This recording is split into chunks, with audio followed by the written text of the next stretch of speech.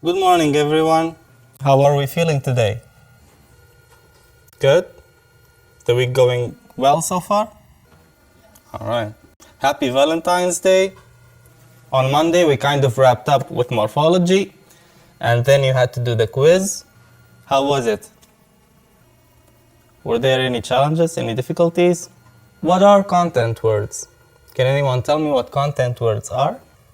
Yes? Is it like a noun or adjective? Yeah, content words include nouns and adjectives. What else?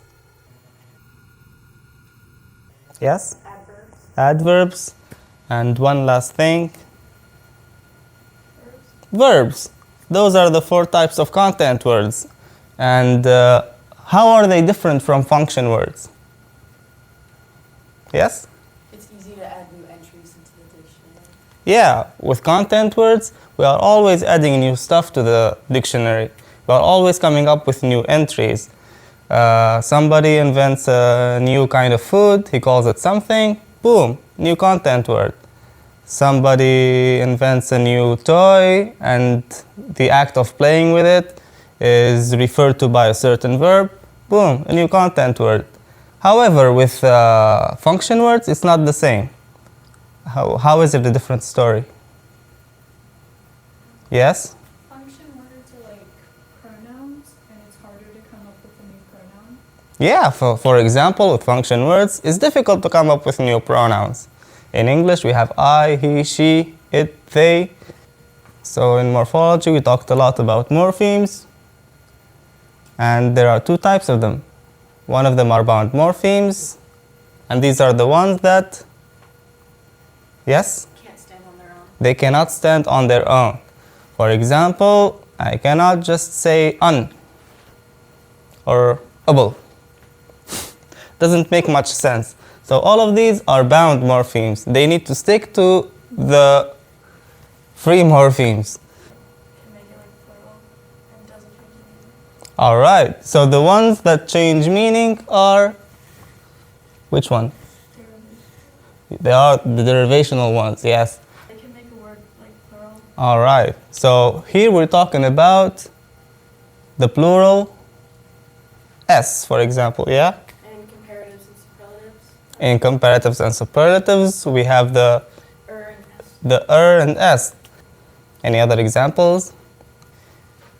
With verbs, we also have another s, which is the simple present s. We only have 8 inflectional morphemes. Meanwhile, there are many, many derivational morphemes. All right, so do we have any questions concerning morphology? Nice. So we are going to take it a step further. Today we are starting with syntax. All right, so at the beginning of the year, we started with phonetics, which is the study of sound systems in languages. In phonology, we saw how these sounds combine together to make speech. In morphology, we studied the structure of words. And in syntax, we are going to study the structure of sentences. So what is syntax? Syntax is a systematic study of words and phrase structure. It studies how we put words together to form meaning.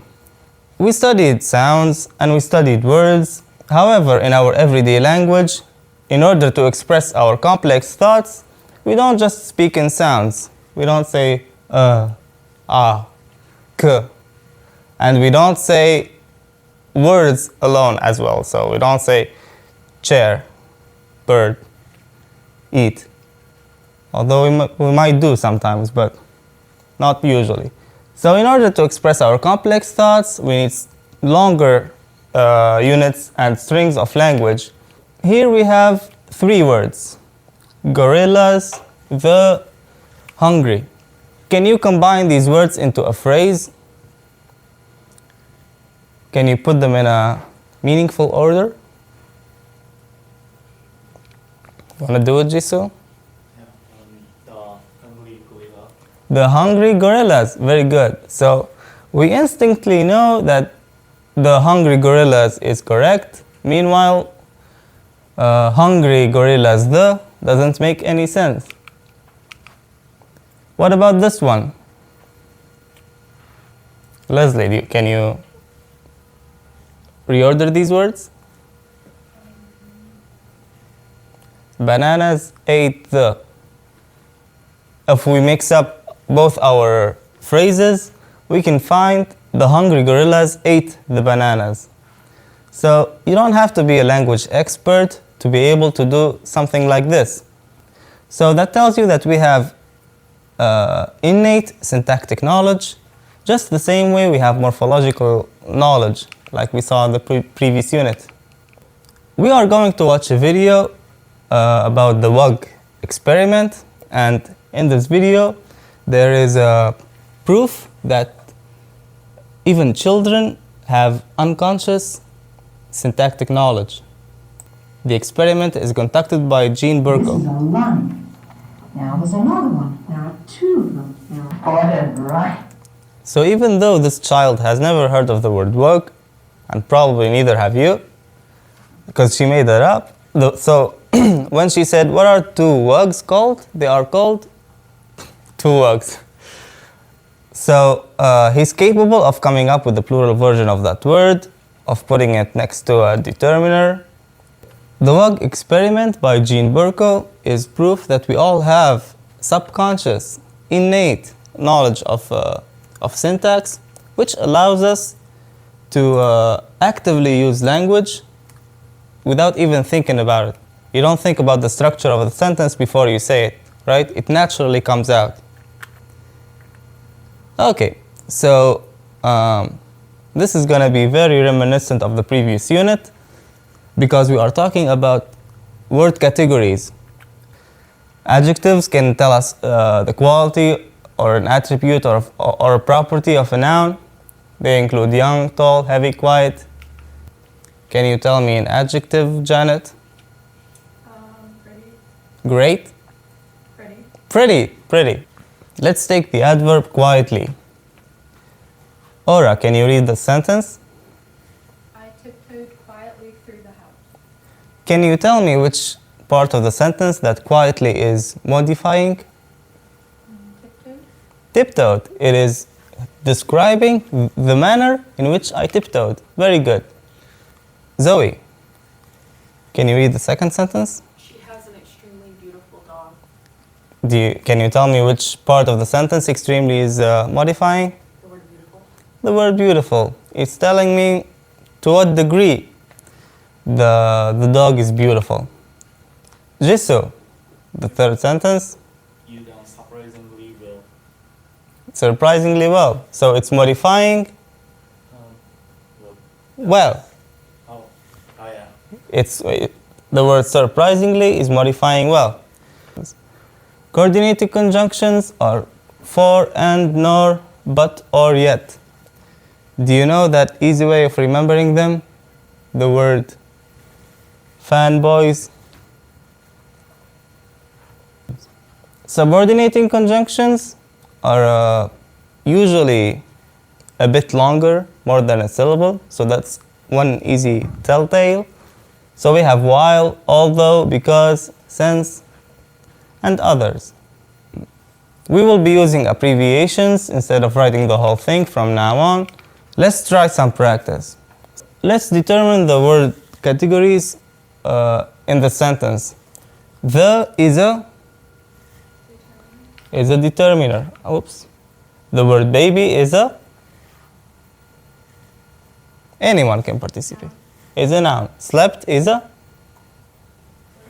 verb. Quietly, Adjective. it's an Adverb. it's an adverb. Thank you. In is a, Preposition. very good. Preposition. The, that's a determiner. Huge. Adjective. Very good. Caroline, want to read the third sentence? Yeah, sure. I love linguistics and I enjoy syntax. I know. Please. So I, what is I? Me? A Yes, pronoun? it's a pronoun. Love. Wait, is all of this me? Oh yeah, I mean anyone can answer, but you have the priority. Well, love is a verb, And linguistics, is a noun. very good. And Conjunction? it's a coordinating conjunction. Another I, which is a pronoun. Enjoy, Verb. verb. And syntax is a Noun. very good. All right. We can do this in pairs. Jisoo and Janet, you can work on sentences from A to E, okay? And Zoe, Leslie, and Aura, you can work on sentences from F to J. So on your writing tablets, you can write the sentence, and then underneath it, write the abbreviations. And those working online, you can work individually and do the same thing, okay? Don't be shy. Get together. Socialize. All right. How about we go over these together? Okay. Janet, did you do the first sentence? Yeah. Can you tell me the lexical categories of the words in here? That is understandable. Now, the verb be can be a main verb. It can also be an auxiliary. So if it's standing by itself, chances are it's a main verb. In here, it's a verb. Very good. Jisoo, can you do the second sentence? Very good. All right, now one person from the online folks. Sentence 3. Any volunteers? Thank you, Rachel. However, a cup, the word a is it's a determiner. A is a determiner. And of hot chocolate. Rachel, do you want to give it another try? What can of be? It's a preposition. Very good. Zoe, can you do sentence F? Very good. Leslie, want to do sentence G? All right, very good. Hey, I got a question. Yes, That sentence, in this sentence, it's an auxiliary. Does that make sense for you? that when I'm labeling, So here's what they say. They say that auxiliaries are supporting verbs, an accessory to the main verb. All right? okay. Very good. So in this case, playing is the main verb and is an auxiliary. It's a supporting verb. It's used here to indicate the present continuous. Very good. Thank you so much, everyone. It's 10:35. I can't keep you around here much longer.